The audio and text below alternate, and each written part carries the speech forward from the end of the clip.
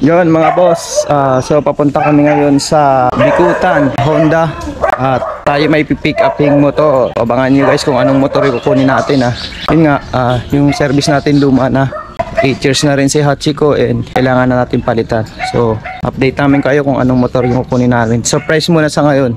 Yun, isa dito sa dahilan mga boss kung bakit kailangan muna ang motor dito. Isa dito yung reason yung hirap sa pag-commute. Mahirap dito mag-commute dahil pumunta ka ng Bikutan, makakatatlong tricycle ka. Kailangan talaga may service ka dito sa lugar namin. Mga boss, nandito kami sa tricycle ngayon. Papunta na kami ngayon sa Honda Philippines na nandito sa Bikutan. So kasama ko syempre si OBR. So titignan pa natin kung ano yung magandang kunin na motor kasi hindi pa natin alam kung ano yung mga magaganda doon. Pero since na 8 years akong nag Yamaha user, dati na akong Honda user, pero ngayon babalik tayo na pagiging Honda user. So titignan natin kung ano yung mga magaganda doon. Pero trip ko talaga ADB white ang trip kong kunin, pero depende yun kung kakasya ba sa budget natin kasi medyo may kamahalan yung ADB bago ngayon, kaya titignan pa natin yung budget natin kung kasya.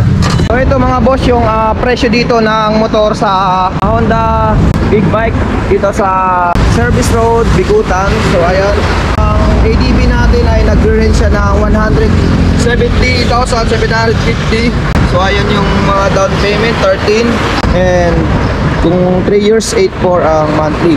Meron sila dito mga boss lahat ng Honda motorcycle. Ayan, meron silang Beat,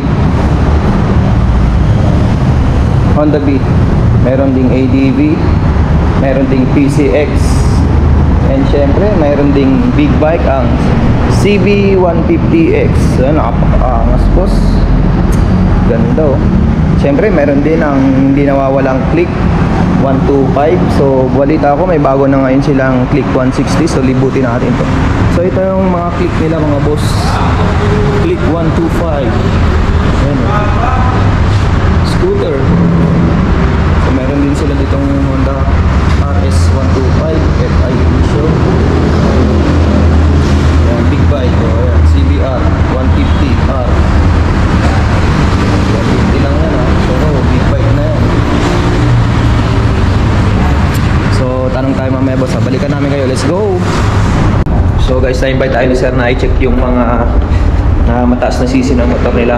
750, nandito may second floor pa pala to. Yes sir.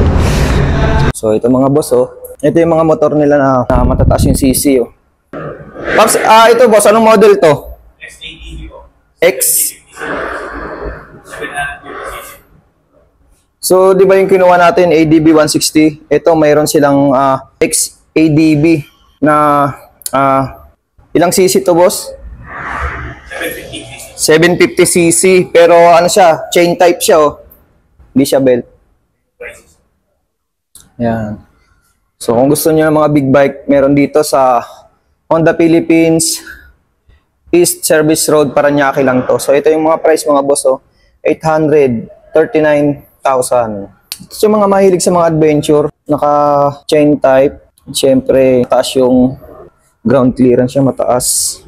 Sa mga gusto mag-avail ng big bike, ito meron dyan 598,000. Anong motor naman to boss? Yan, Transalp, Honda Transalp. Ito daw yung pinakabago nila ni boss NX500. So ito pwede na to sa sa expressway 500 kasi kailangan lang 400. So ito pasok sa expressway. Ito mga boss, pangarap nating big bike Ito mga parang style niya parang Harley Davidson, di ba? Level 11 natin po, automatic. Automatic. Anong unit to boss? Goldwing. Ayan, Goldwing. Honda rin to boss, no? Yes, sir. Ayan, Goldwing 2 million. Ayan, sa mga nakaka-L dyan, nakakaluwag-luwag dyan, kunin nyo na to. Bangis niya, no? 2 million. Ganda. Disco. Mangarap natin yung mga boss someday. So ayan, mga Pang sports, big bike. Ilang cc to, boss?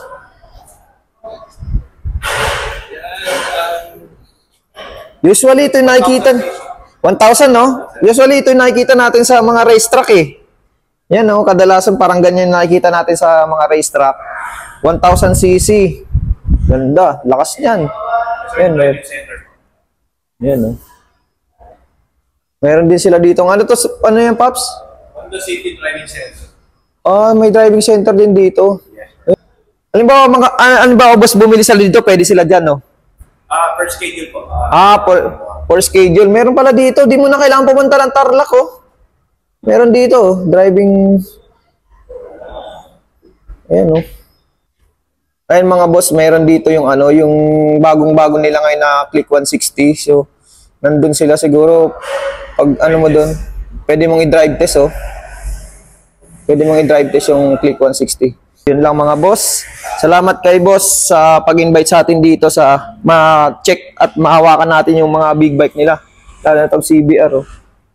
Yan. So, soon makakakuha tayo nito pag nakaluwag-luwag tayo. So, ayun, dami. Di ka mahirapan dito mga mahili, mga boss. Oh. Yung mga higher CC nila, nasa taas. Yan, ito pa. So, dito lang yan sa Honda. Sa Honda Big Bikes Paranaque, sir. Visit lang po. Visit lang kayo dito sa Honda Big Bikes Paranaque. Sa East Service Road lang to, sa unahan to ng Walter Mart. Babayad na tayo mga boss. Kasi kukuha tayo ng ADB fully paid. Kano yun, madam? 175. Check.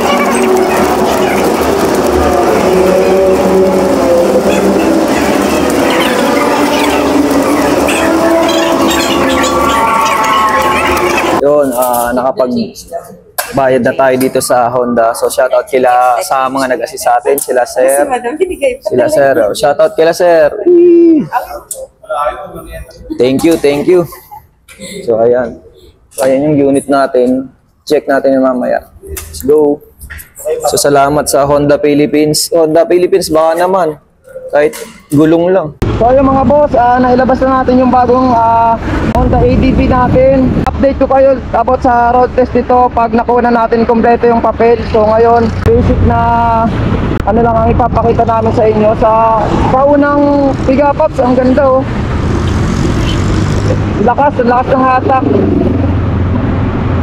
Yan oh. Masarap niyang dalhin. May konting dragging siya. Hindi ko lang alam dahil baka sa bago pa, pero tignan natin sa mga susunod na araw kung mawawala yung dragging ba nito. Hindi ko pa masyado naisingit kasi hindi ko pa gamay itong ATV. Medyo mataas siya sa akin. Hindi gaya ng una natin gamit na Mio i125. Binabaan ko yun. Ito medyo mataas to mga boss oh. Kaya medyo siya i-drive. Medyo mahirap siyang isingit kasi di ba bulky nga siya.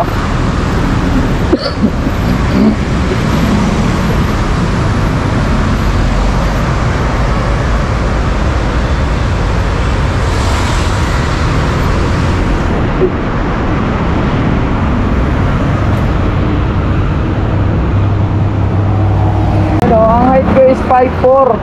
Medyo kapos konti. Ayun pa ako mga boss, nakikita nyo. Lakas ng makina. Konting piga lang oh. Binibigay niya na agad yung lakas na hingin ng throttle. Saka napansin ko mga boss sa lubak.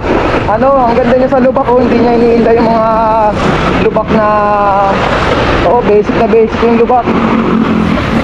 Dumaan tayo sa lubak, parang nagbabounce lang sa kanya. Ang ganda. Ang ganda niya sa lubak. So hanggang dito na lang muna mga boss, at sa susunod ay ibibigay natin yung full review dito sa bagong ATV Honda. So salamat sa Honda Philippines Paranaque sa nag-assist sa amin doon. So thank you, let's go, dito na lang.